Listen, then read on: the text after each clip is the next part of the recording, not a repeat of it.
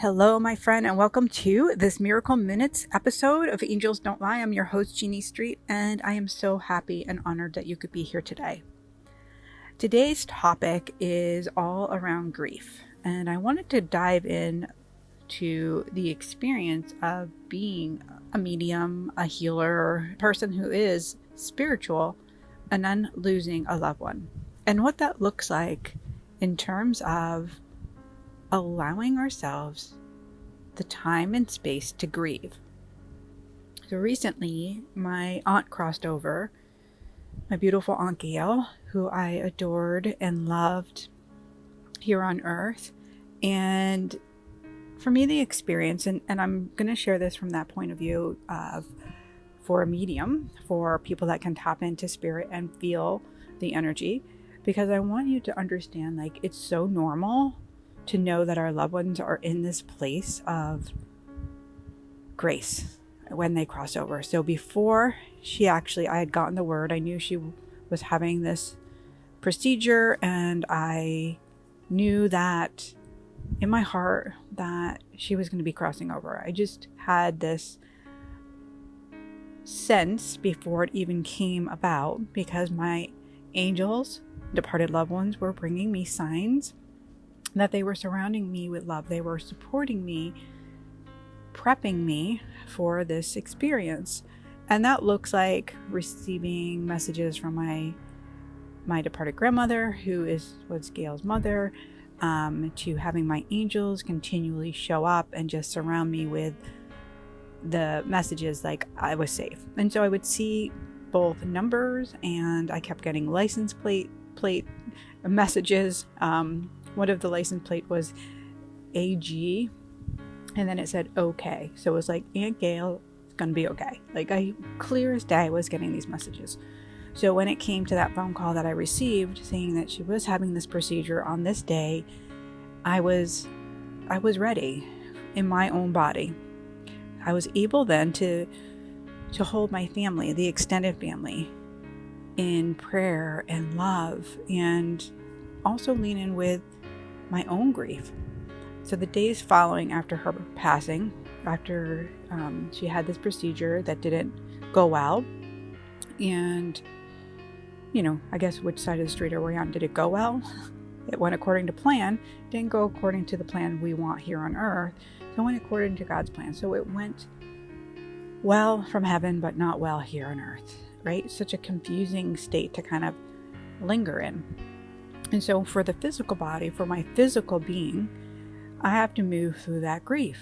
And if you're like me, you spend a lot of time in the veil. You spend a lot of time in prayer, meditation with God. And you know how good it feels to be in the veil. You know how good it feels to be corresponding with departed loved ones and angels and saints and guides. And it does. It lifts us up, and it's miraculous. And then we come into this weighted being, this physical body, and we have these experiences that unnerve us. They seemingly just come in and become the focus of our attention. And we might want to fight our own self from staying in it to have the experience. We might want to just get right into the veil and ignore moving the energy through our body and experiencing the grief. But the most important thing that I've learned over the years from the guidance of my heavenly team is not to avoid those feelings. It's okay to feel grief, to feel bad, and allow it to move and transpire into love. Because without that experience, without grief, we aren't experiencing love. Because to love someone so deeply on such a profound level, it's an experience of opening our heart. And yes, it hurts when they leave. And yes, it hurts when there's a fight or something that goes on in our relationship that brings us away from that center of love. But it is our feeling it. It is our experiencing it where we get to be opened up and come back into our place of compassion, of respect, of leaning on God, not on our own accord. So when we're able to do this with our grief, when we're able to pause to feel those feelings, it is uncomfortable. So what I noticed is my old experiences coming back to try to trick me and shame me from having this experience, from like actually feeling the grief. And I was able to pause and breathe, get on my yoga mat, go in my sauna, take a hot tub, the things that really nurture me so that the tears could move and the memories could flood me. And I could be with my Aunt Gail, both from the physical perspective and then from the soul perspective.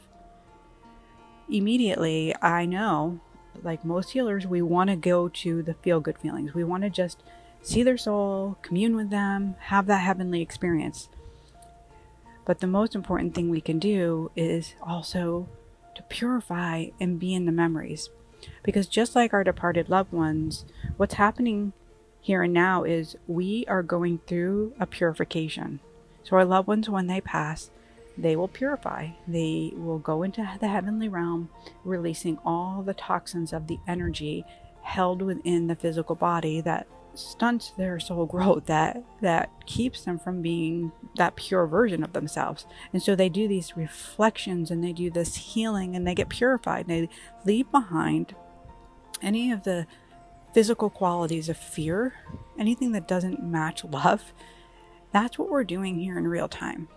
And so when we allow ourselves the time and the presence to feel, to be embodied in the love that we have for someone who crossed over, the love that we have for our experiences, when we allow ourselves that time and space to be in our physical world, but be our soul self, we're extending, we're purifying, and we're connecting on a higher level.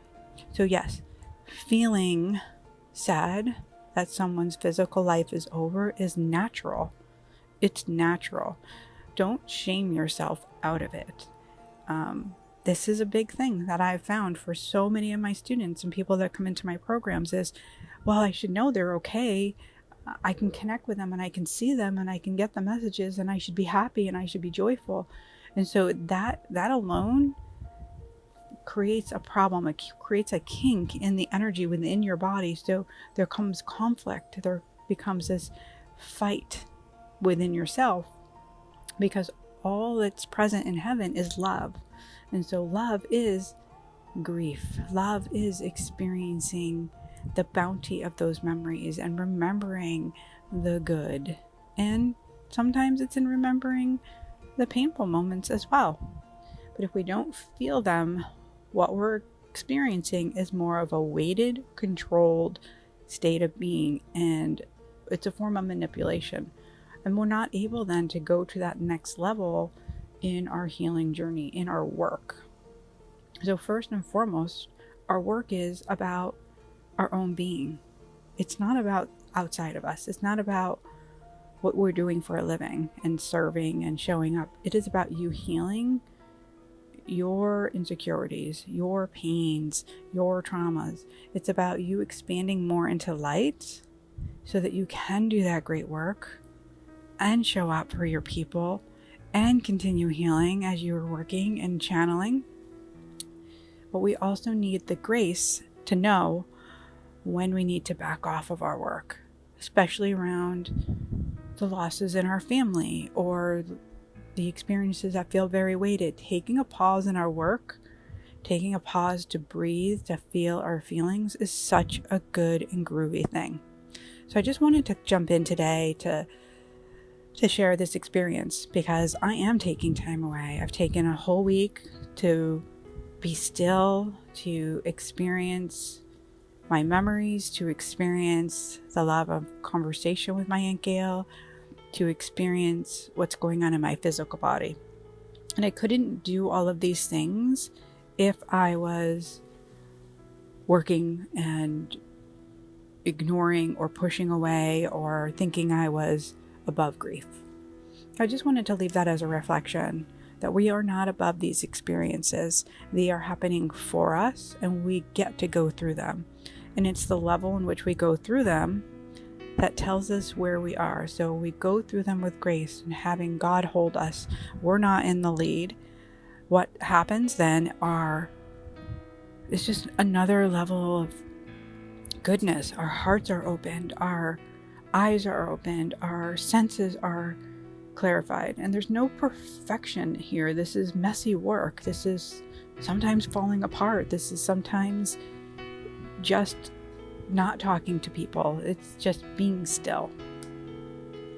So I hope this serves you and it reminds you to feel what you need to feel, to experience what comes your way, not to run from it or ignore it or deny it, to trust that if you need a break, to take it for safety's sake, that we are in this human world, in this this heavenly space here and now for a reason, right? We can move through with ease and comfort, and our loved ones, they are always supporting and right by our side in doing so.